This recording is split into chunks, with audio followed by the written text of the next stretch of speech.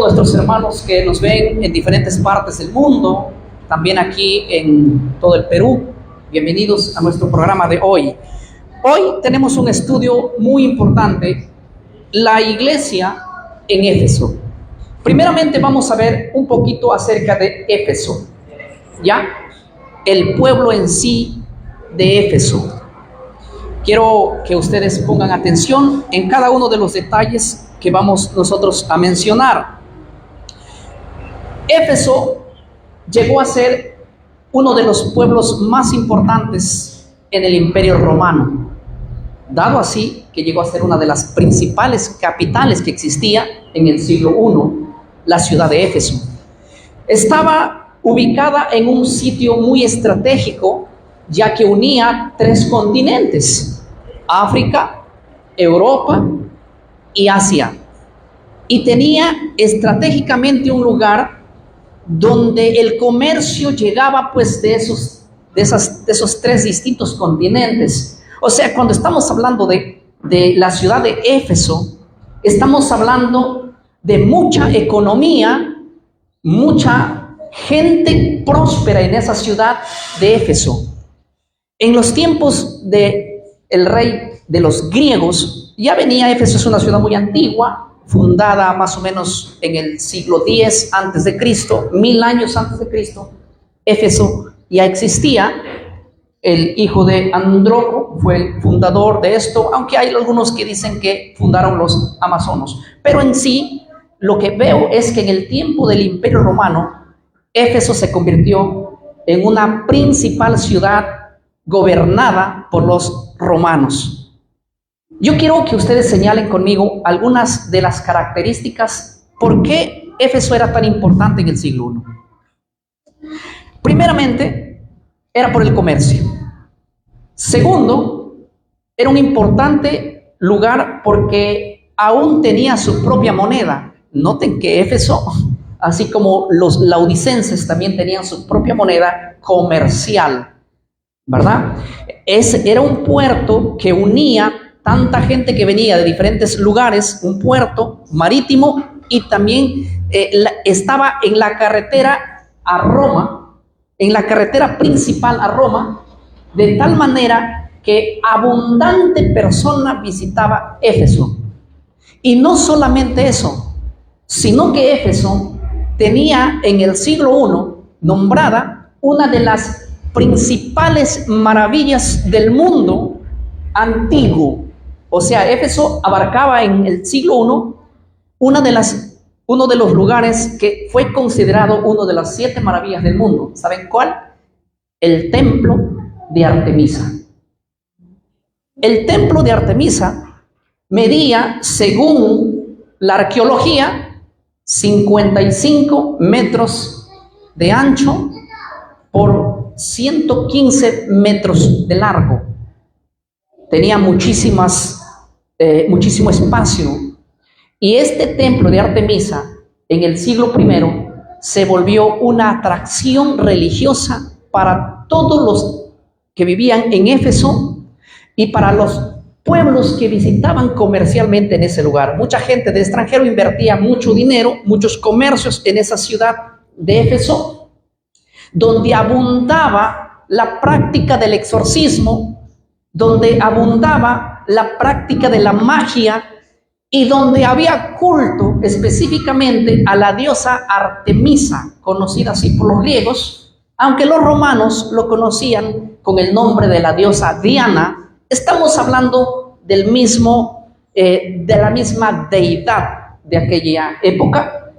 El templo tenía por lo menos, se cree, 120 y tantos columnas de mármol, su altura muy elevada, ¿verdad? O sea, estamos hablando de que ese templo era una atracción turística y muy lujosa. Y no solamente eso, sino que tenía sacerdotisas dedicadas específicamente al culto de la diosa Diana. Más adelante estaré hablando un poquito de esto. También quiero considerar que, según los historiadores, Éfeso era una ciudad muy pagana si lo vemos desde el punto cristiano. Si lo vemos desde el punto bíblico, era una ciudad muy pagana, con pensamientos de filosofía también dentro de ellos. Dentro de Éfeso existía mucho la inmoralidad sexual de la prostitución liberada que existía allí, lugares donde la gente se embriagaba, lugares donde la gente vivía y hacía de las peores corrupciones que había en esa época. Prácticamente yo estoy casi convencido de que toda ciudad próspera tiene por lo menos muchísima corrupción en cuanto a este tipo de actividades, ¿verdad? Esto se suele pasar. Yo me acuerdo que en la niñez, uno de los pueblos más visitados en la antigüedad era Tocache. De hecho, hay una canción inventada en Perú, Vamos a Tocache, ¿se acuerdan? Bueno, los que somos de los años 90 por ahí recordamos esto. Y cuánto más porque son más atrás, ¿verdad? Los jóvenes no saben nada de esto, pero Tocache en la antigüedad era una ciudad muy, muy próspera económicamente hablando, pero porque existía también allí dentro del seno el comercio ilegal de la coca, ¿verdad? Pero donde había dinero hay mucha corrupción, y Tocache era un lugar sanguinario de mucha muerte, era de mucha prostitución, de mucho alcohol, etcétera, etcétera. No, nada diferente a la ciudad de Éfeso, donde por su comercio había mucha gente pudiente. Y segundo, Éfeso era la atracción religiosa. Nadie en Éfeso dejaba de ser devoto de la diosa Artemisa. Celebraban ciertos rituales allí en el templo de Artemisa, en el templo de la diosa Diana. Ellos también celebraban ciertas fechas calendáricas que tenían, donde a sus dioses o a su diosa Diana había una fecha especial que la sacaban en procesión. Escuchen bien, el sacar a una imagen en procesión no surgió en el siglo IV dentro de la iglesia. Esto ya surgió en los pueblos antes inclusive de Cristo. Si nosotros vamos al libro de Jeremías capítulo 10, vamos a ver que los pueblos hacían procesiones a sus ídolos, y que solamente en el siglo IV, V se introdujo este tipo de prácticas dentro de la iglesia cristiana, el cual eran ya prácticas que venían surgiendo desde la antigüedad. Ahora, imagínense ustedes un concepto de Éfeso. ¿Cómo sería lo difícil llevar la obra del evangelismo ahí? ¿Qué significará levantar una obra del Señor allí? Imagínense ustedes lo difícil que sería ir y predicar el evangelio donde todo el mundo cree en Diana. Imagínense ustedes llevar la obra de evangelismo, de hablar de Cristo, donde todo el mundo es comerciante, y que si en algo tienen tiempo, simplemente era después del comercio ir y alabar a la diosa Diana. Ahora, quiero decirles que donde abunda la prosperidad económica, el tiempo también es muy corto. Así que quiero que entiendan más o menos una idea de cómo era el pueblo de Éfeso en sí, la práctica que hacían. Sí, ellos, estamos hablando de 3 puntos específicos. Primero, un centro de comercio. Segundo, un centro religioso a la diosa Diana. Y tercero, aunque les parezca mentira, Éfeso se convirtió en el siglo I en una de las principales sedes del cristianismo. En esa ciudad, Éfeso brilló también con su luz, resplandeciendo el evangelio de Cristo en esa ciudad. Pareciera difícil, ¿verdad? Pareciera que los lugares así no se pueden llevar el evangelio. Pero sucedió esto. ¿Saben? En el siglo I, Dios levantó a un hombre cuyo nombre era Pablo. En Éfeso había ciudades, en esa ciudad de Éfeso había sinagogas ya de judíos que defendían a capa y espada la Torá, pero que en su corazón no aceptaban al Mesías. Fue el primer trabajo que este siervo de Dios llamado Pablo iba a hacer. Pablo visitó la ciudad de Éfeso 3 veces. En su primer viaje, él llegó de pasadita, un vuelo de pájaro, una visita muy rápida. Acontecía más o menos el año 51, cuando Pablo llegó a Éfeso, acompañado con dos personajes muy destacados del Nuevo Testamento, Aquila y Priscila. ¿Se acuerdan de estos personajes? Aquila y Priscila habían sido expulsados de Roma porque Claudio, el emperador romano, en el año 49 dio un edicto: todo judío se me larga de Roma. Eso fue el edicto que dio Claudio. No les voy a contar ahora por el tiempo por qué los expulsaron a los judíos, pero Claudio dijo: todo judío se me larga de acá. Y así que Aquila y Priscila, como eran judíos, salieron de Italia y vinieron aquí y se encontraron con Pablo, el cual fueron muy útil en su ministerio. Acompáñenme conmigo al libro de Hechos, el capítulo 18.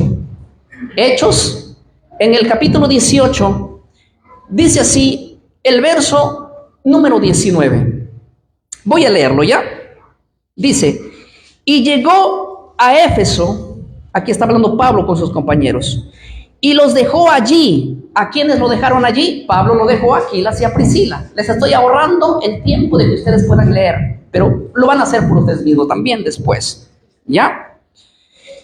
Y entrando en la sinagoga, discutía con los judíos. Pablo entró ¿a dónde? A la sinagoga. ¿En dónde? En Éfeso. Escuchen, en esta sinagoga se reunían judíos, pero judíos que no habían creído ¿en quién? En el Mesías. Ya había, el judaísmo estaba en todos lados en el siglo I, de acuerdo a las palabras de Flavio Josefo. Dice que los judíos estuvieron en toda ciudad bárbara y en toda ciudad de los griegos estaban las sinagogas judías. Eso también lo menciona el libro de Hechos, el capítulo 15, el verso 21. Ahora, pero les digo que aquí cuando llegó Pablo es el que llega ahí en el verso 18, en el verso 19 dice: y llegó a Éfeso. Ese es Pablo.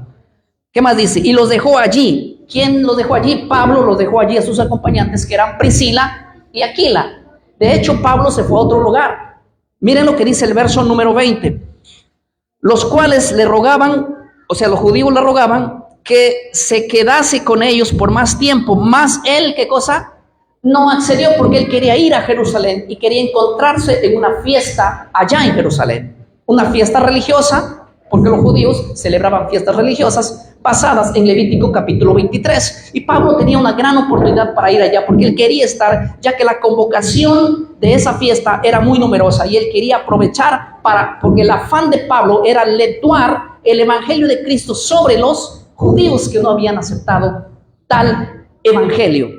Por lo tanto, Pablo aquí entra a la sinagoga ese sábado, ¿sí? Porque los judíos abrían las sinagogas y se reunían los días sábados. Esto lo dice el libro de Hechos, capítulo 15, verso 21. Si ustedes pueden verificar en sus casas, las sinagogas y los días de culto para hablar de la ley específicamente era Shabbat, el día que ustedes están aquí. No había otro día donde se leía las escrituras públicamente o de una manera muy amplia. Aquí la Biblia dice que cuando Pablo entró a la sinagoga, ¿sí?, discutía con ellos. Y cuando hablamos de discutir, ellos es lo que al judío siempre le ha encantado: hablar de Biblia, debatir ideas, beneficiarse estudiando las profecías, beneficiarse estudiando Torah, ¿sí? De hecho, la Biblia en Hechos, el capítulo 15, el verso 21 dice: desde tiempos antiguos Moisés tiene en cada ciudad quien lo predique, donde es leído cada día de reposo. Y ellos se reunían específicamente para hablar mucho de la Torah. ¿Y cuál era el afán de Pablo? El afán de Pablo en esta ocasión fue mostrar a Jesús como el Salvador, como el Mesías, como el que los judíos esperaban y que no lo habían visto aún. Pablo les habló muy muy fuerte. Y miren, y les voy a decir, nosotros como predicadores, cuando somos invitados a una iglesia y tenemos que pasar a otra, ¿sí? Porque a veces nos agendan para estar un día, 2 días en cada sitio, y nosotros, cuando sabemos que nuestra estadía será un solo día, aprovechamos decir todo lo que se pueda decir. ¿Sí? ¿Se acuerdan esto? Por ejemplo, Pablo, que lo hizo en otra ocasión en Antioquía, si no mal recuerdo, donde él alargó su discurso hasta la medianoche. Me pueden corregir porque no me acuerdo muy bien. Hechos 27, donde él alarga su discurso porque tiene que partir al siguiente día. Entonces fue la ocasión de que él habló un poderoso sermón sobre Cristo, porque el tema de Pablo favorito era hablar cristología, a Cristo presentarles como el muerto, resucitado y aquel que viene por segunda vez. Amén. Los judíos se impactan por una cosa, por el poder y la autoridad que tiene Pablo para hablar con tan amplitud el conocimiento del Antiguo Testamento. Hermano mío, el mejor predicador al que yo respeto es aquel que me conoce Torah, es aquel que me conoce el Antiguo Testamento. Por ahí comenzando, porque la base de la doctrina bíblica está en el Antiguo Testamento, en los 5 primeros libros, en el santuario, por así llamarlo, donde está la clave de todo lo que es el Evangelio de Cristo, la salvación, la justificación, o sea, todo está allá en el santuario. Pero aquí Pablo, lo único que tiene Pablo es mostrar Torah, porque hablaba con gente que leía Torah, y desde la Torah le empieza a mostrar a estos judíos el gran yo soy, a Jesús les presenta. Y estos judíos le rogaron a Pablo que se quedase. Esto es típico desde la antigüedad. Cuando tenemos que pasar un día en una ciudad, los hermanos se quedan con ganas y nos dicen, pero quédate, pero cuando se tiene una agenda llena ya y cuando se tiene planes de ir a otro lugar, por más que quisieras quedarte no se puede, ¿verdad? Y tenemos que pasar, aunque nos inviten la comida que nos gusta más y nos encanta, tenemos que de alguna manera volver. Pero en su pensamiento Pablo dijo, me voy a regresar a hacer una obra allá donde en Éfeso, porque al principio no encontró oposición Pablo, ya que con corazones sinceros los judíos empezaron a aceptar al Mesías que ellos habían esperado. Escúcheme bien, iglesia, valga la redundancia, la iglesia en Éfeso comenzó con judíos, no con gentiles. Pablo comenzó predicando ¿qué? Judíos en esa sinagoga. Año 52 Pablo llega de nuevo a Éfeso, ¿sí? Mientras tanto ahí se quedó Aquila, Priscila, y se encontraron con un poderoso en las escrituras, así lo describe el libro de Hechos. ¿Se acuerdan quién es? Un personaje llamado Apolos, también estaba en Éfeso, y se encontraron allí con Aquila y Priscila, y le enseñaron más. Bueno, retomo el cuento, vamos a ver, la historia bíblica. Cuando ustedes van conmigo al libro de Hechos, el capítulo 19, van a encontrar en el verso 1 lo siguiente. Permítanme leer. Aconteció que entre tanto que Apolos estaba en Corinto, Pablo, después de recorrer las regiones superiores, vino a Éfeso y hallando a ciertos discípulos les dijo, ¿recibisteis el Espíritu Santo cuando creísteis? Y ellos le dijeron, ni siquiera hemos oído si hay Espíritu Santo. Entonces dijo, ¿en qué pues fuisteis bautizados? Ellos dijeron, en el bautismo de Juan. Dijo Pablo, Juan bautizaba con el bautismo de arrepentimiento, diciendo al pueblo que creyesen en aquel que había de venir después de él. Esto es en Cristo Jesús, en Jesús el Cristo. Ahora, aquí Pablo se encuentra con un grupo de 12 personas. Lo dice el contexto, por eso les estoy ahorrando el tiempo. ¿Quiénes eran estas 12 personas que Pablo en su segundo viaje a Éfeso se encontró? ¿Saben qué? Hace por lo menos unos 5 o 4 años atrás, estos hombres de aquí habían sido evangelizados por Juan. ¿Se acuerdan de Juan? El que predicaba en las riberas del río Jordán, de aquel hombre que se vestía con terno y corbata, ¿se acuerdan?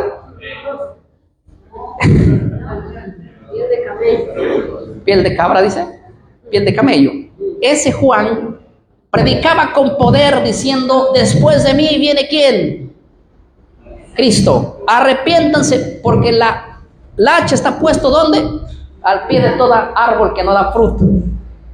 Estos no eran gentiles los que escuchaban el sermón de Pablo, de Juan. No eran gentiles, ¿qué eran? Judíos. En su segunda vuelta, Pablo empieza no en Éfeso a predicar a gentiles, sino empieza de nuevo a predicar ¿a quién? A judíos que ya sabían de Cristo. Pablo empieza y tiene Pablo una estrategia muy buena. Escuchen bien. ¿Se imaginan ustedes? Porque Pablo es el que levanta la iglesia en Éfeso desde abajo, desde cero, solo él. Primero entrando a la sinagoga un sábado, después dejando 2 personas allí que se unieron con Apolos, y Pablo vuelve y de nuevo él. Imagínense levantar una iglesia en uno de los sitios más famosos de la época, en Éfeso, donde la gente es completamente idólatra, donde una de las maravillas del mundo era el templo de la diosa pagana, desde el punto de vista cristiano, obviamente, no desde el punto de vista de ellos. Para ellos era deidad, protectora de la fertilidad, protectora de la mujer, Diana con bronca le decimos.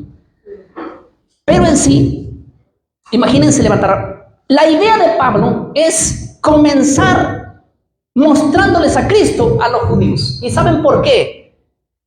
Imagínense, todas las iglesias que ustedes van a ver, la mayoría comenzó predicándose en tierras gentiles a gente judía. En Roma ocurrió lo mismo. En Roma se comenzó el evangelio predicando por Junias y Andrónico, 2 personajes mencionados en el capítulo 16 del libro de Romanos, de los cuales la iglesia se levantó al principio por judíos, en todas partes también, dirigiendo iglesias dentro de los gentiles, pero los dirigentes eran judíos que lo hacían. La iglesia en Roma se corrompió, por ejemplo, por el hecho de que Claudio dio una orden y sacó a todos los judíos, y todos los judíos salieron de Roma y dejaron a la iglesia nuevecita a cargo de los gentiles que apenas iban aprendiendo Torá. ¿Sí? Y de pronto adoptaron doctrinas como el panteón, por ejemplo, en la iglesia de Roma. Pero aquí ustedes van a ver que los que comenzaron y empezaron la dirigencia dentro de la iglesia de Éfeso fueron personajes judíos. Porque al judío de Biblia tenía mucho, conocimiento de Torah bastante, no había que instruirlo mucho. Solamente tendrías que mostrarle que Cristo es ¿quién? El Mesías. Eso era lo único, y todo lo demás el judío ya sabía. Y poner bases como dirigentes judíos ocurrió en cada iglesia así en el siglo I. Los dirigentes de la iglesia, la mayoría de dirigentes de la iglesia del siglo I en cada iglesia eran judíos, y no es la excepción en el libro o en la iglesia de Éfeso. Aquí hay 12 hombres que habían sido predicados algunos años atrás en Jerusalén por ese hombre que vivía en el desierto, del cual la gente decía, ese hombre debe estar endemoniado porque ni come el hombre, se cuida de esto, de aquello y del otro, vive solo comiendo miel, comiendo por ahí algunos corontos de hojas de langostas. Bueno, hay debate si las langostas eran langostas de camarones o eran langostas de plantas. Yo me inclino a la postura que eran langostas plantas, porque así las fuentes históricas demuestran que era un vegetal que comía Juan, que crecía a las riberas del Jordán. Pero no discuto sobre lo que comía Juan, discuto que había discípulos que habían oído del Mesías, ¿sí? Pero de los cuales, aunque habían oído del Mesías, ellos necesitaban ser reforzados en esta ocasión. ¿Por quiénes? Por Pablo. Que Pablo les dice, ustedes recibieron el Espíritu Santo, y dicen, ni siquiera hemos oído lo que es la neumatología. Y de hecho los únicos que creían en el Espíritu Santo y que hablaban del Espíritu Santo en el siglo I, o por lo menos en los tiempos de Juan, eran la línea de los esenios, del cual Juan pertenecía. ¿Se acuerdan de las 5 creencias que había en el siglo I? fariseos, saduceos, herodianos, los esenios. ¿Se acuerdan de ellos? Los esenios eran los que creían en la neumatología. Pastor, ¿qué es la neumatología? Te veo hablando como teólogo. Es hablar sobre el Espíritu Santo. Sí, todo lo que tiene que ver con el Espíritu Santo es la ciencia que estudia la neumatología. Entonces, los únicos que creían en el Espíritu Santo eran los esenios. Por lo menos para el siglo I, ellos eran los que hablaban fuerte de este tema. Y no digo que los demás no, pero ellos por lo menos eran los que resaltaban más. Y hay una cosa yo que quiero hablar acerca del Consolador, del Espíritu Santo. Pablo, lo primero que le hace hacer a estos hermanos para conducir la iglesia y para llevarles al seno de la conversión es, ¿qué cosa? La búsqueda implicable ¿de qué? Del Espíritu Santo. Pablo lo primero que les quiere mostrar es que si ellos, aceptando a Cristo, por el cual habían sido bautizados por Juan, por bautismo de arrepentimiento, para esperar a aquel que debía de venir después de él, ahora lo que les dice es: si ustedes recibieron el Espíritu Santo, saben que la herramienta número 1 de Pablo para plantar la iglesia en Éfeso con poder, el cual no lo hubiese hecho nadie, ni con estrategia ni con nada, es que esa iglesia o los que lo dirigen estén llenos ¿de qué? Del poder del Espíritu Santo. Pablo va a entender aquí y va a mostrar aquí y nos va a señalar aquí que gracias a ese requisito único e irreemplazable es toda la obra que se hizo en Éfeso. Miren, acompáñenme, ¿sí? Acompáñenme al libro de Hechos, el capítulo 19, el verso número 8. Miren, estamos hablando de la segunda vez que Pablo llega a Éfeso. Dice así, el verso 8: y entrando Pablo en la sinagoga, habló con denuedo por espacio de 3 meses, discutiendo y persuadiendo acerca de ¿qué dice? Del reino de Dios. 3 meses se quedó Pablo ahí hablando con los judíos. ¿Qué enseñaba Pablo? ¿Qué les enseñaba? Acerca de Cristo. El reino de Dios ya está entre vosotros. ¿Quién fue el que repitió esas palabras? Jesús, ¿se acuerdan? ¿Qué decía Juan? Juan decía: el reino de Dios se ha acercado a vosotros. ¿Hablando a quién? ¿Dirigiéndose a quién? A Cristo. Y Jesús dijo: el reino de Dios ya está entre vosotros. Y ahora ustedes van a ver en Hechos capítulo 19 que Pablo empieza en las sinagogas. ¿Qué hace Pablo predicando en las sinagogas? ¿De qué predica Pablo? ¿Qué hay que enseñarle al judío? Hay que enseñarle leyes, ceremonias, fiestas solemnes, a guardar sábado. ¿Hay que enseñarle eso a un judío? No, Pablo enseñaba solamente que el reino de Dios ya estaba entre vosotros, el cual era Cristo. El mensaje de Pablo es cristológico, ¿sí? Es hablarles del Mesías. Hubo resultados positivos, pero aquí van a ver ustedes en el verso 9 que Pablo se encuentra con algo también. Verso 9, lean conmigo. Dice: pero endureciéndose algunos y no creyendo, maldiciendo el camino delante de la multitud, se apartó Pablo de ellos y se separó a los discípulos. ¿Qué dice? Y separó a los discípulos, discutiendo cada día en la escuela de uno llamado ¿qué? Tirano. Ahora, les explico algo muy importante. La Biblia no dice que todos no creyeron. La Biblia no dice que todos se endurecieron. La Biblia dice que algunos de ellos se endurecieron. ¿Qué es endurecerse? Endurecerse es cuando te presentan una verdad evidente, tú niegas aunque veas la evidencia. Si existía en el siglo I uno de los mejores expositores de la Torá para hablar del Mesías, era, ¿saben quién? Pablo. Si existía un hombre elocuente y lleno del Espíritu Santo para presentar verdades con firmeza y hablando de Cristo desde el Antiguo Testamento, era Pablo. Y Pablo en cada tema que daba daba tan claramente que él necesitaba simplemente un discurso, aún para que convertir con el poder de Dios, obviamente, pero persuadir a la gente. ¿Se acuerdan? En el lugar donde los atenienses lo llevaron a Pablo a dar un discurso, aún el dueño de ese sitio se convirtió en Señor.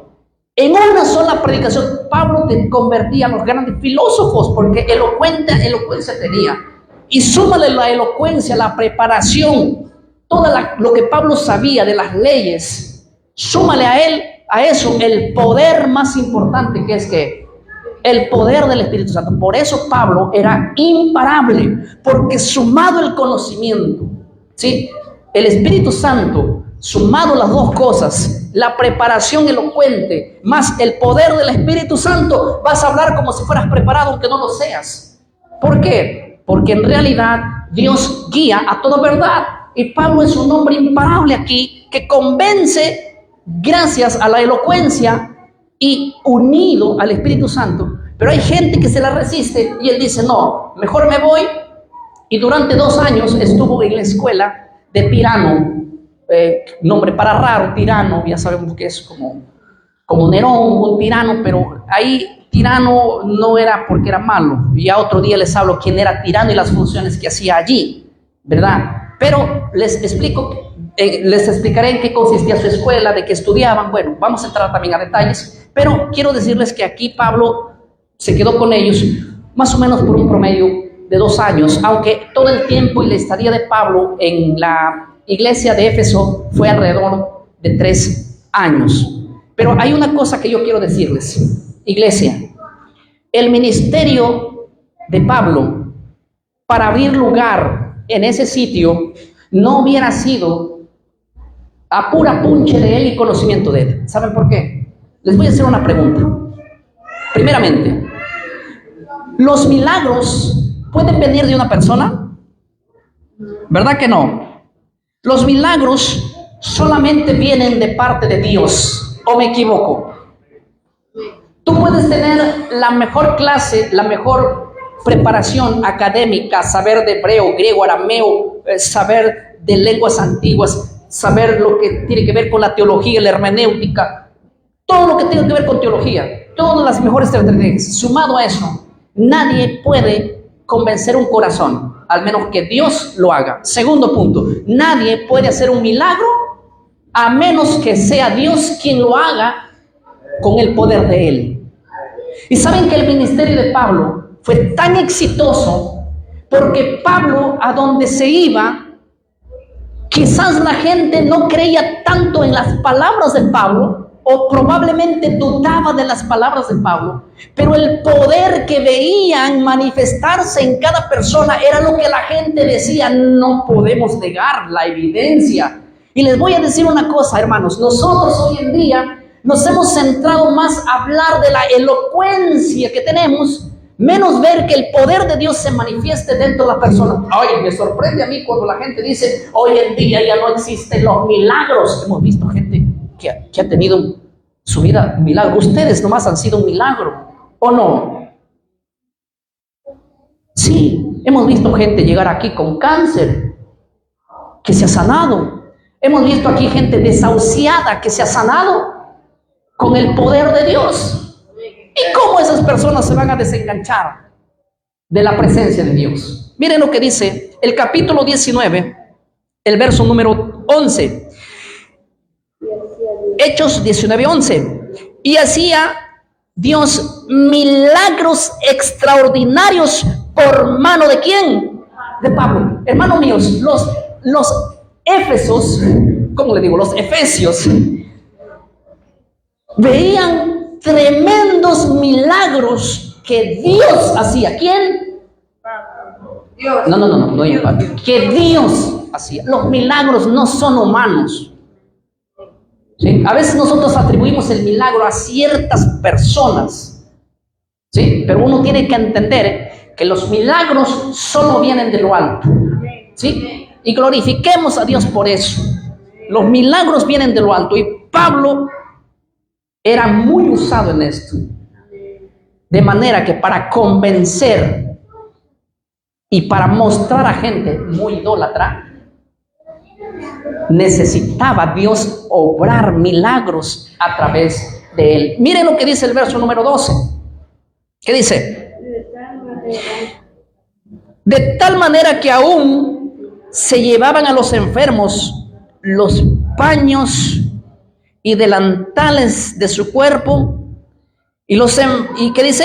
Y las enfermedades iban de ellos, y los espíritus ¿qué? Malos salían.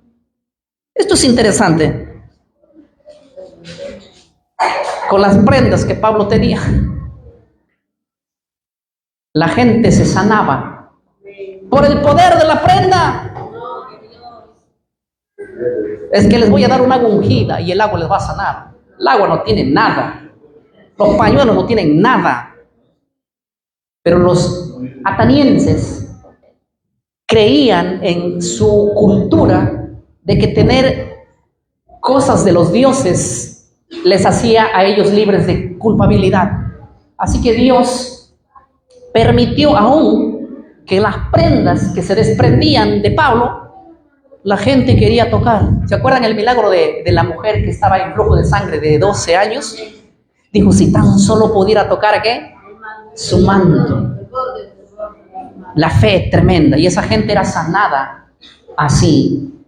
Díganme ustedes, ¿cómo rechazar un evangelio con poder y autoridad? Díganme, ¿cómo rechazar un poder? No es que aquí ya pasó Pentecostés, no, aquí estamos años del Pentecostés, y el apóstol Pablo menciona allí, el escritor que es Lucas, no deja pasar el detalle diciendo los milagros que habían dentro de la iglesia en Éfeso, o dentro de del pueblo de Éfeso, a tal punto que los propios exorcistas se quedaban, como se dice en Perú, picados, se quedaban sorprendidos y decían, ¿quién es este hombre que nos gana con la chamba? Porque los exorcistas muchos hacían sufrir a la gente para echarle fuera demonios, en serio.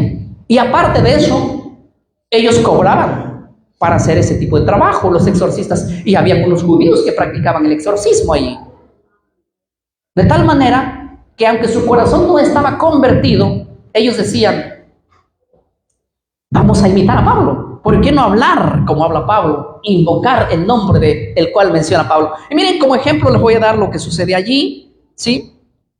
Miren, el cual en el versículo 13 dice, por ejemplo, así: pero algunos de los judíos exorcistas ambulantes intentaron invocar el nombre del Señor Jesús sobre los que tenían espíritus malos, diciendo, os conjuro por Jesús, el que predica Pablo. Mire lo que dice el verso 14. Había 7 hijos de un tal Esceva, judío, jefe de los sacerdotes, que hacían esto. Pero respondió el espíritu, dice el verso 15, el espíritu malo respondió y dijo, a Jesús conozco y sé quién es Pablo, pero vosotros, ¿quiénes son? Ni el diablo te conoce, hermano. No, de verdad, es que el diablo, cuando estás en el bolsillo de él, ni siquiera se toma la molestia. Es que el diablo me tienta, y el diablo dice, no me calumnies, que yo no te tiento, tú eres tentado por tus propias concupiscencia que está ahí. A mí déjame tranquilo, tranquilo. El diablo no se toma la molestia de tentar a nadie cuando sabe que él está en el bolsillo de él. ¿Sabes a quién tienta el diablo? A aquellos que salen y están siempre orando y buscando de Dios. Ahí se preocupa el diablo. ¿Y este? ¿Qué le pasó a este? Que todos los días está doblando rodillas. Vamos a hacer algo, ¿no? Algo hay que preocupar. El diablo conoce a los que son enemigos espirituales de él. Aquel que no ora, aquel que no ayuna, aquel que ni siquiera tiene ganas de congregar. El diablo no lo conoce, hermano. El diablo dice, mira, a Pablo yo lo conozco. ¿Y por qué conocía a Satanás a Pablo? Porque era un ferviente hombre de oración, lleno del Espíritu Santo, y le arrebataba almas. Así que me imagino que en el infierno estaba, en el inframundo. Me estoy imaginando como ustedes. Pero la foto de Pablo ahí recompensa. Porque era muy conocido Pablo, porque arrebataba las almas de las manos del infierno. Era muy conocido por Satanás y su ejército, claro. Él estaba ahí como el blanco a destruirlo. Y cuando estos hombres judíos exorcistas dicen, queremos invocar el nombre de Jesús, en el nombre de Jesús que Pablo predica, sálganse espíritus inmundos. Los espíritus dijeron, déjame dormir, me despiertas, me haces bulla. Tranquilo, mira, lo que tú hablas de Cristo, yo sé quién es Él, no me tienes que explicar un poquito, mucho. Pablo también, el que tú estás mencionando, yo lo conozco. Y tú ni me pelas, vulgarmente hablando, no sé quién eres. ¿Por qué? Porque la gente que no ora y no le da guerra al diablo, el diablo ni lo conoce, hermano. Así que no te preocupes. Es que el diablo me puso tentaciones. Nada que el diablo te puso tentaciones. Si es un carnalón que ni oras, el diablo te va a poner tentaciones. No, tu propia concupiscencia. De aquí nacen, ¿sí?, los malos pensamientos. Entonces tú eres tentado de ti mismo. Si no has caído en pecado es porque no ha habido la oportunidad, no porque no has querido hacerlo. ¿Sí? Ahora, wow, nos gana el tiempo y estamos en la introducción. ¿Qué hacemos? Nos vamos de largo. Miren lo que dice cuando seguimos leyendo ese verso, el verso 16. Y el hombre en quien estaba el espíritu malo saltando sobre ellos y dominándolos pudo más que ellos, de tal manera que huyeron de aquella casa. ¿Qué dice? Desnudos y heridos, hermanos. El endemoniado salió y les agarró de la ropa y les dio una tremenda golpiza. De tal manera que ellos huyeron en calzoncillo, hermanos, salieron corriendo por sus vidas. Es que no habían estado llenos del poder de Dios y estaban invocando y queriendo practicar en el nombre de Jesús el exorcismo. Imagínense ustedes ahora nomás cómo es que ellos practicaban el exorcismo. Entonces, si es que Satanás no puede echar a Satanás, ¿o sí? Pues eran charlatanes, como muchos que hay aquí. Aquí no, pues aquí hay ex charlatanes, ex brujos, ¿sí? Ellos engañaban a la gente y a la gente le encanta que les engañen por este tipo de cosas, de verdad. Me hablaba un hermano de Chile, me decía, aquí en Chile la gente es muy supersticiosa y le encanta la brujería y le encanta visitar a los chamanes y les encanta tener talismanes. Yo no sé si mis hermanos de Chile me van a decir que no es cierto, no lo sé, pero hay países en sí que tienen este tipo de prácticas, y no yendo muy lejos aquí, anda a la Lóbalo de Puente Piedra y vas a ver ahí cómo te dan los volantes. Un día estaba pasando, alguien me tocó así, me dio un volante, decía, compactado con el diablo, hace los mejores amarres, hace volver el querido de donde se encuentre, número de teléfono ahí, para que hables con el compactado. Cuidado, iglesia, ¿sí? Cuidado. Esos son charlatanes que te roban tu dinero y te emboban encima. Y aquí Éfeso no era la excepción, porque había mucho chamán en Éfeso y mucha gente que, a pesar de que también eran judíos, se habían mezclado en este tipo de prácticas, de los cuales estos hombres le abrieron la puerta a Pablo, porque vieron en él que había un evangelio y un poder que no venía de él, sino de Dios, de los cuales se apegaron. Y mira lo que dice. Yo quiero que ustedes vean conmigo. Dice en el versículo 19, dice así, miren, ven. Asimismo, muchos de los que habían practicado la magia trajeron los libros y los quemaron delante de todos, y hecha la cuenta de su precio, hallaron que era 50,000, ¿qué dice? Piezas de plata. No les importó cuánto valor tenía sus libros, hermano. De todo lo que se quemó ahí, ese día los brujos, ¿qué dijeron? Nos convertimos al Dios de Pablo. ¿Por qué? Gracias a los exorcistas que les vieron, todo el pueblo lo vio corriendo en calzoncillo. Dijeron, ¿qué pasa aquí? Y se dieron cuenta la gente que ellos habían sido desenmascarados, porque el poder que ellos usaban o que querían usar o que habían engañado a la gente, quedaron literalmente desnudos ese día, no solamente por sus magias que hacían, sino también por la ropa que tenían. Esto abrió la puerta para que la gente diga, son charlatanes. Y los propios discípulos de los exorcistas y los que practicaban la magia, ¿qué pasó? A ver, se sientan atrás. Eso está clausurado, hermana María, por favor. Escuchen bien. Efectivamente, la gente se convirtió al Señor. Miren lo que dice el verso 18. Y muchos de los que habían creído venían confesando y dando cuenta de, ¿qué dice? de sus hechos. ¿Hablaban de quién? Decían: nosotros venimos confesando que somos hijos de Dios, discípulos de Dios. ¿Saben qué? Pablo atacó lo que es la hechicería con el poder de Dios y convirtió brujos y hechiceros y magos y adivinos y exorcistas que venían trabajando con el poder maligno. Y los enfermos se sanaban. Y hermano, el pueblo de Éfeso llegó a ser en esta vez una concentración para ver a un hombre llamado Pablo hacer tanta cosa. Dios no necesita a veces mucha gente. A veces Dios necesita uno, pero bueno, usado por Dios, no confiado en su talento, del cual Pablo hace una revuelta en la ciudad, en una de las ciudades más importantes de Roma. Aunque no pertenecía al principio a Roma, Roma la conquistó. Era una ciudad principal de los griegos. Éfeso, ciudad comercial, ciudad céntrica, donde estaba la diosa Diana y toda la gente, las creencias. La gente empezó a convertirse ¿a quién? A Jesús, al Señor. Judíos y también griegos. Los efesios empezaron a convertirse al Señor, y pronto la iglesia allí ya no había ni dónde sentarnos, hermano, porque la gente venía cada día quemando sus libros. Yo he visto mucha gente reventarle la cabeza a sus estatuas después de ver cuando el evangelio llegaba con poder. Lo he visto con mis ojos literalmente, hermanos, en serio. ¿Y qué más podría hacer las personas? De desechar todo lo que creyeron. He visto gente que ha botado libros de los cuales han creído, diciendo: yo creo ahora en la Biblia. Eso fue lo que literalmente sucedió allí. Los hombres trajeron sus libros y lo quemaron, como diciendo: esto ni siquiera sirve para darle a otro ya. ¿Sí? Como quien decir: bueno, este chancho no me lo como yo, pero lo doy al vecino. No, ellos lo quemaron ahí, hermano. Dijeron: no, esto no vale ni para mí ni para nadie. Lo quemaron todo, no sirvió.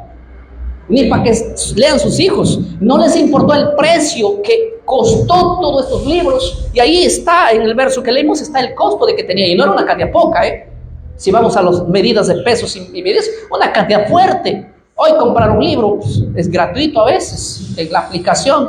Pero en la antigüedad tener esos libros costaba muchísimo, porque hasta para escribir era pulso. Y el material era costoso. Imagínense en el pergamino que fue creado en la ciudad de Pérgamo, cuánto costaba el proceso, ¿verdad? Para escribir, un minuto les digo.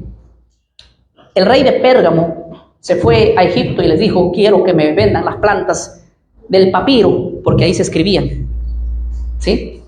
Y el rey de Egipto le dijo: no, nosotros no vendemos esto, es de nosotros, punto. Y ahí hacían los papiros. Así que el rey de Pérgamo volvió y dijo: ¿cómo hago yo? ¿Cómo hago competencia? Y él fue el inventor del pergamino. Por eso el nombre de Pérgamo, de pergamino. Inventó un mejor material. Y en ese tiempo, en el siglo I, el pergamino se escribían los rollos y ahora estaban quemándose. En ese tiempo no existían libros de hoja como hoy vemos hoy, como la imprenta que se utilizó en ¿cómo se llama el creador de la imprenta? Hágame recordar. ¿Gutenberg? ¿No? Bueno, en fin, ese tiempo no había, así que los libros eran costosos y no les importó los libros, sino que los trajeron y los quemaron a todos allá. Pero ¿saben qué? Tengo 10 minutos para resumir lo que tengo en 3 horas. Vamos a hacer un milagro, ¿ya? Voy a citar simplemente textos puntuales. En el capítulo 20 o 19, el verso 20 dice, en el verso 23, Hechos 19:23, hubo por algún tiempo un disturbio, ¿qué cosa? Bueno, esto no, voy a pasar de frente ya para el capítulo 20. Capítulo 20, verso 1, después se acercó, después, ¿qué dice? Ya. Después que cesó el alboroto, llamó Pablo a los discípulos y habiéndolos exhortado y abrazado, se despidió y salió para ir a Macedonia. Escuchen bien, después del alboroto, ¿de qué? Es que en el capítulo 19 ustedes van a encontrar el alboroto en Éfeso. ¿Qué fue el alboroto en Éfeso? A partir del verso 23 ustedes van a ver que hubo un hombre en Éfeso llamado Demetrio. ¿Sí? Demetrio era un personaje que era uno que dirigía, el cabecilla que dirigía, era un platero. ¿Qué es un platero? Él fabricaba las imágenes, los utensilios de la diosa Diana. ¿Se acuerdan ustedes de la diosa Diana? Ya, él hacía los muñequitos de la diosa Diana, los ponía a sus ojos, su nariz, su boca, y era un platero. Él era cabecilla de todos los plateros. Y un día le llamó a toda la gente y dijo: venga para acá, vamos a tener una pequeña reunión. Se reunieron todos los plateros, o sea, todos los fabricantes de utensilios de la diosa Diana, y le dijo: miren cómo está nuestra ciudad. Miren cómo ahora el negocio ha bajado, ya nadie nos quiere comprar las estatuas, hermano. ¿Qué hacemos? Se nos empobrece, tengo que pagar la universidad, se nos termina el tiempo, mi esposa me está pidiendo un mejor collar, una mejor ropa, y el negocio ha bajado muchísimo. ¿Por qué? ¿Ustedes acaso no se dan cuenta que Pablo, si sigue así alborotando a la ciudad, nos va a dejar sin chamba, hermano? Porque nadie va a querer comprar nuestras estampillas. Así que hagamos algo, urgente, porque la competencia está fuerte aquí. ¿Sí? ¿Qué hacemos? Reventémosle la cabeza. Eso fue lo que acordaron ellos, porque no podemos hacer otra cosa. Y fueron y agarraron a 2 de los acompañantes de Pablo y lo llevaron a un lugar para decirles que se fueran, que no predicaran más. Y ellos gritaban con voz fuerte diciendo: ¡viva Diana, viva Diana! ¿Por qué? Porque Pablo predicaba diciendo que esas estatuas no eran los dioses que habían creado el cielo y la tierra, y que estaban errados y que tienen que salir de esa idolatría. Y todo el pueblo estaba con Pablo, hasta tal punto que se levanta el enemigo y diciendo: económicamente estamos afectados. Sí, imagínense ustedes si todo el mundo aceptara al Dios de la Biblia y se dejara de hacer estatuas y procesiones y todas las tonterías que hoy se hace en la llamada Iglesia de Cristo. ¿Se imaginan el negocio que generan todas esas cosas? El negocio que genera el mes morado y el mes rojo y el mes no sé qué, aquí nomás en Lima. ¿Se imaginan si clausuraran todas las fiestas y inclusive las fiestas que hoy en día son feriados en Lima son fiestas de idolatría completa? El 30 de agosto, el 2 de noviembre, son fiestas que son cristianas, entre comillas, pero son de real culto a la idolatría.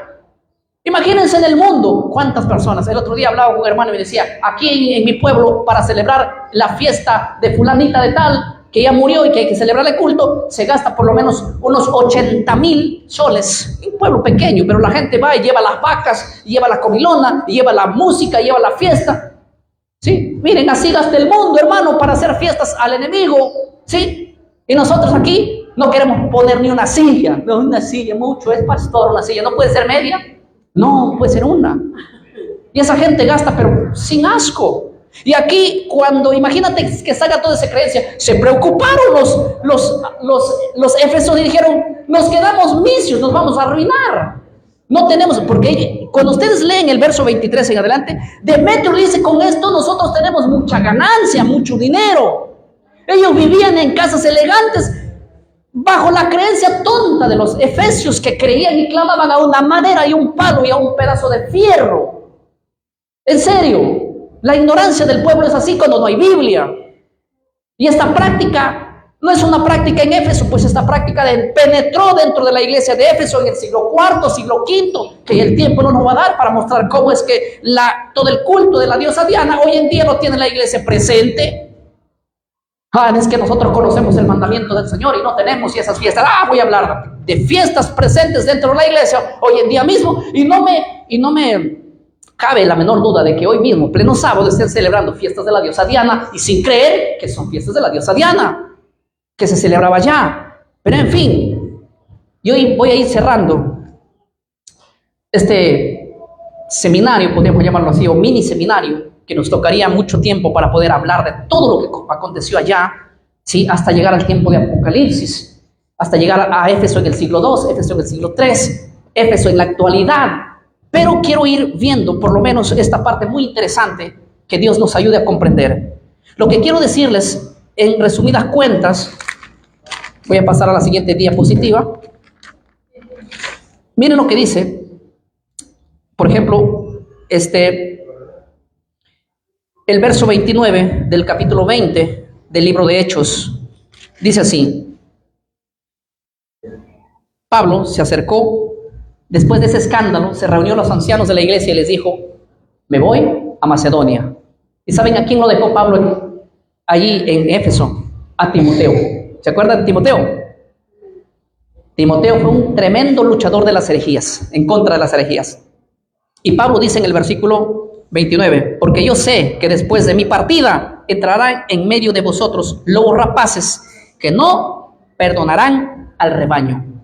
Pablo, ¿qué decía? Después que me muera, decía él. No, él decía, yo sé que después de mi partida, o sea, después que me vaya de aquí de Éfeso, y él se vaya ¿a dónde? A Macedonia. Yo sé que entrarán hombres encubiertos, hijo, para distorsionar todo lo que se ha enseñado. Y Pablo les exhorta a la iglesia a estudiar más profundamente de todo lo que él ha hecho o que Dios ha hecho a través de las manos de él. Tiene ahí, y cuando ustedes van a estudiar Timoteo, van a estudiar a Timoteo, cómo Timoteo recibe el consejo de cómo estar preparado para enfrentar defensas en la iglesia de Éfeso. Porque fue tremendo lo que pasó en la iglesia de Éfeso en el siglo II. Pero me centro en el siglo I. En el siglo I, Pablo, en el año 62, le escribe una carta. Pablo ya había ido a Macedonia. Después de Macedonia, él fue apresado. Ustedes van a leer en el capítulo 20, cómo Pablo sabía que iba a ser apresado y era perseguido. Y dice, muchos se han levantado de en medio de mí y me están haciendo la vida imposible. Dice Pablo, ¿verdad? Y aún estoy yendo a tribulación y a persecución y hasta la cárcel voy a hacer. Y Pablo en el año 62 empieza a hablar una cosa muy importante. Hay un versículo clave que a mí me impresiona, cómo Pablo le escribe en la carta, ¿sí?, a la iglesia de Éfeso. Le dice en el capítulo 1 del libro de Efesios, voy a leer solamente un versículo, ¿sí? Espero citarlo de memoria. Quiero leer este verso que no se me pase por alto. Ya no sé, créame, ni dónde está Efesios. Efesios, el capítulo 1. En el versículo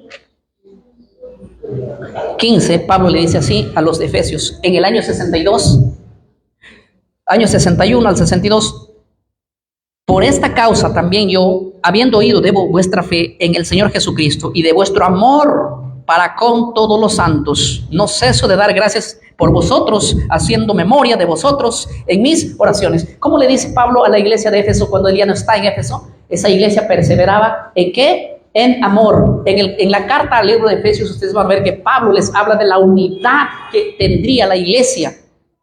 ¿Alguien estudió alguna vez el libro de Efesios o de Efesios o la carta de Efesios? Hermanos, para que entiendan todo lo que estoy diciendo y todo lo que sucede, lean este capítulo, que es impresionante todo lo que pasó allí. Pero Pablo les dice, en el año 62, aún la evidencia histórica muestra, según este versículo, que Pablo en Roma descubre que todavía la iglesia permanece fiel a Dios en el amor. Pero algunos años después, en el año 95, 96, Juan le escribe a la iglesia de Éfeso con un mensaje diferente y le dice así, ustedes, miren, para no ser adivino, vayan conmigo a Apocalipsis. ¿Sí? Capítulo 2. No me gusta casi adivinar. Quiero lo que he memorizado, quiero ser más exacto leyendo. Apocalipsis capítulo 2, el verso 1, le dice así. Escribe al ángel de la iglesia en Éfeso, el que tiene las 7 estrellas en su diestra, el que anda en medio de los 7 candeleros de oro, dice esto. Yo conozco tus obras, escuchen bien, y tu arduo trabajo, tu paciencia, y que no puedes soportar a los malos, y has probado a los que dicen ser apóstoles y no lo son, y los has hallado, ¿qué cosa? Mentirosos. Y que has sufrido, que has tenido paciencia, que has trabajado enormemente por amor de mi nombre y no has desmayado. Noten, hasta ahí le está dando extraordinariamente el fervor. Y esto, la fuente histórica demuestra que así fue la iglesia en Éfeso. ¿Qué le dice el verso 4? Pero tengo contra ti que has dejado a tu primer amor. Ahora escuchen el mensaje del 5. Recuerda, por tanto, dónde has caído. ¿Y qué le dice? Y arrepiéntete. Pregunto, ¿a quién le llama Juan a arrepentirse en esta carta? A la iglesia de Éfeso. Y más abajo dice, si no te arrepientes, yo vendré a ti, y ya te quiero mostrar lo que vas a recibir si no hay un arrepentimiento como iglesia. Yo les voy a decir una cosa.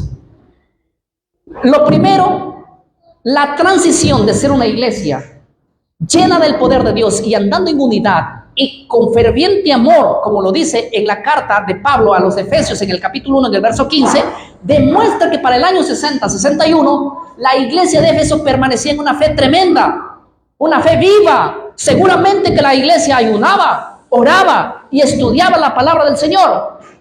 Pero años después, 30 años después, Juan escribe a esa misma iglesia y Dios le dice: yo conozco tus obras, ¿cómo estás? Que has soportado todo lo que has pasado en el siglo I, obviamente, los primeros años, claro, pero ahora has abandonado una cosa. ¿Qué le dice? Tu primer amor. ¿Saben qué? Todo comienza por el primer amor. La gente empezó a abandonar el amor y la pasión que tenía por Dios. Y que ese amor y pasión que tenía por Dios no brota asistiendo a la iglesia ni estudiando doctrina. Eso brota del tiempo que pasas tú delante del Señor en oración, en continua oración. Todo se carga allí. De ahí va a fluir lo que tú vas a demostrar afuera. Porque la Biblia dice: lo que haces en el secreto, lo muestras ¿dónde? En lo público, ¿verdad? La iglesia, cuando deja de ser ferviente en oración, empieza a desmayar. Y créanme que la iglesia de Éfeso, los miembros de la iglesia de Éfeso, fue una iglesia que descuidó su vínculo espiritual personal.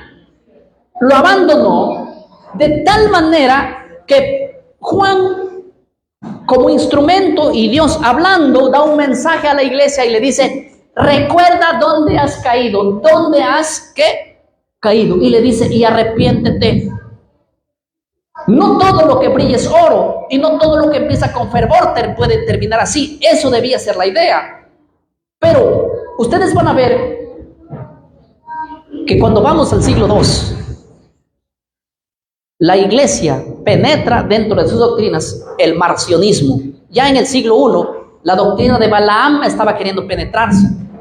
Pero en el siglo II viene el marcionismo, el agnosticismo, y entran las doctrinas como la inmortalidad del alma. Y lo que ellos peleaban como: no queremos aquí procesión y que los plateros se vayan por allá, de pronto en el siglo IV, V, se penetraron dentro de la iglesia.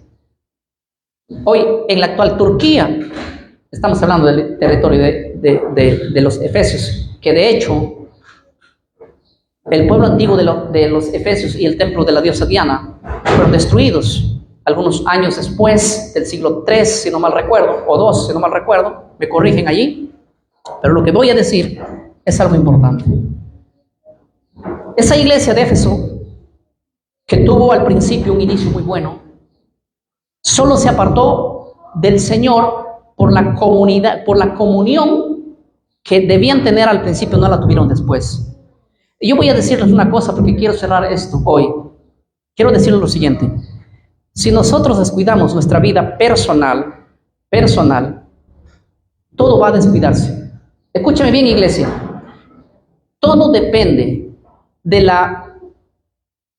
del tiempo que tú pasas con Dios. Es lo que va a depender todo lo que va a hacer Dios en tu vida. ¿Estoy siendo claro aquí? La Biblia dice: si alguno está en Cristo, ¿qué dice el resultado? Nueva criatura es. Escúchame bien, la Biblia no dice si alguno está en la doctrina. No dice la Biblia si alguno está en la iglesia. No, la Biblia dice si alguno está en Cristo. Y estar en Cristo es pasar tiempo con el Señor. Y en esto yo quiero hacer hincapié. El amor que brilla en la vida de una persona se va a demostrar en los actos que haga dentro de la iglesia. Hay gente que ni congrega, hermano. Hay gente que ni es puntual siquiera en los programas dedicados eclesiásticamente para Dios. ¿Saben lo que están demostrando? Están demostrando los frutos ¿de qué? Del tiempo que pasan para con Dios delante de Él. Imagínense ustedes muy enamorados de alguien y que les dice: vengan aquí, me voy a encontrar con ustedes a las 8 de la mañana. ¿Qué pasa? Ese día, hermano, llegas tú a las 5 de la mañana, creo que llegas a esperar 3 horas ahí. Nadie llega, nadie que está enamorado llega a una cita tarde, ¿verdad que sí? Todo lo que tú manas de la iglesia, las ganas de participar, las ganas de colaborar, las ganas de involucrarte en la obra, las ganas de todo. No es que en mi iglesia no se hace eso, pero es que tu iglesia nace de ti. Tú mismo haces la diferencia del tiempo que pasas. Agarra tu Biblia, ponte ahí de rodillas delante de Dios y consagra tu vida para que veas cómo en ti va a fluir las ganas de querer hacer algo. Dios no necesita mucha gente. Dios necesita gente devota que de veras lo ame con fervor. Esa gente que dobla rodillas es esa gente que el diablo tiene miedo. El diablo tiene miedo a la gente que busca incansablemente al Señor en oración. Pero es que la iglesia se olvidó de orar. Y hay gente que me escribe, y esto me sorprende, porque hay gente que me escribe diciendo, pastor, yo paso orando solamente 5 minutos al día. Si oras 5 minutos al día, pues no te va a dar ganas de nada. Ponte aquí al frente a hablar de la palabra de Dios, o a cantar un canto, vas a temblar como una cabra envenenada. Vas a tener miedo de todo. Dirigir un programa, predicar, que me muera primero. Ponte delante del Señor y vas a ver. Yo he visto gente levantarse de 5 o 6 días de ayuno, hermano. ¡Qué barbaridad! Esa gente como... yo nunca le habló de la palabra del Señor así, con tal poder. ¿Dónde está? Rubén no está aquí, ¿verdad? Con Rubén hemos sido testigos de cómo hemos visto gente que en la iglesia ha llegado siendo nuevecita, hermano. Nuevecita. Y después de 5 días de ayuno, veíamos cómo esas personas se levantan a hablar del Señor. Y yo con Rubén le dije, hermano, mira cómo son usados esta gente. Tremendo. ¿Quién puede capacitarlos? El Espíritu Santo de Dios. Y nosotros nos quedamos sorprendidos. ¿Por qué? Porque el poder de Dios sí obra en gente que busca con temor y paciencia. Sí, aquel que se cree pobre espiritual va a buscar de Dios. En serio se los digo. Y a veces la gente no comprende y dice, ¿cómo este que recién se levanta sabe todo esto? ¿Verdad? Y yo he sido la excepción de ver ese tipo de gente decir, este hermano ni preparado, pero mira cómo. Y he visto ese tipo de cosas, se lo digo verdad, literal. Y Dios usa a gente que está disponible a hacerlo. Pero la iglesia necesita llenarse más de Dios. Si has perdido el primer amor, es la puerta que le da lugar ya a las herejías que entraron después del siglo II, siglo XIII de la iglesia de Jesús. ¿Saben por qué entró todo? Porque a pesar de este llamado, hubieron muy pocos que respondieron diciendo, me arrepiento de donde he caído. Y de verdad, hay mucha gente que se perdió de la iglesia de Éfeso, aún conociendo las grandes verdades y los grandes secretos que Dios tenía a través de eso. Vamos a ponernos de pie y vamos a agradecerle al Señor. ¿Sí? Bendito Padre, te agradecemos por este estudio maravilloso. Si hay alguien aquí que ha perdido la fidelidad, el amor, la pasión, que no le eche la culpa a la iglesia, a la doctrina, que no le eche la culpa al pastor, ni al vecino, ni a nadie, es simplemente porque ha dejado de orar. Hay excepciones a la regla, Señor, lo sabemos, pero cuando la gente deja de orar, le da lugar a la pérdida del amor, al ferviente amor que hemos tenido y que tenemos. Yo sé que hay gente que nos mira a través del mundo, donde también ellos ya se acuerdan que no están con esas ganas que lo tenían antes. Es simplemente fácil. Es que han dejado de orar y de buscar tu rostro. Esta mañana, Señor, que ya culminamos este primer estudio, te damos gracias por ponernos como ejemplo una iglesia así. Aunque a pesar de comenzar ellos bien, algunos de ellos terminaron mal. Pero sabemos que tú dijiste claramente que las puertas del infierno, del Hades, no podrán contra la iglesia, porque siempre ha habido remanente, como lo hubo también en esa iglesia de Éfeso. Levanta hombres y predicadores en todo el mundo que proclamen la verdad con poder, con autoridad, y respalda con milagros, señales y prodigios, que en tu nombre la gente muchas veces no cree simplemente una palabra, tiene que ser acompañada con milagros, prodigios. Derrama sobre nosotros el don de lenguas para hablar a gente que no conoce nuestro idioma, en un idioma coherente. No estamos hablando del balbuceo, estamos hablando del predicar tu palabra a los diferentes conos del mundo. Donde quiera que nos lleves, estaremos presentes para hablar con la autoridad, porque hemos creído en un Dios vivo, no en un Dios muerto, sino aquel que hace milagros y que levanta corazones que tal vez están acabados. Bendice tu palabra esta mañana, te pedimos, porque creemos en el nombre de Jesús. Amén. Que Dios nos bendiga, amada iglesia. Que el Señor nos bendiga. No se queden espantados. Es la palabra del Señor. Tomen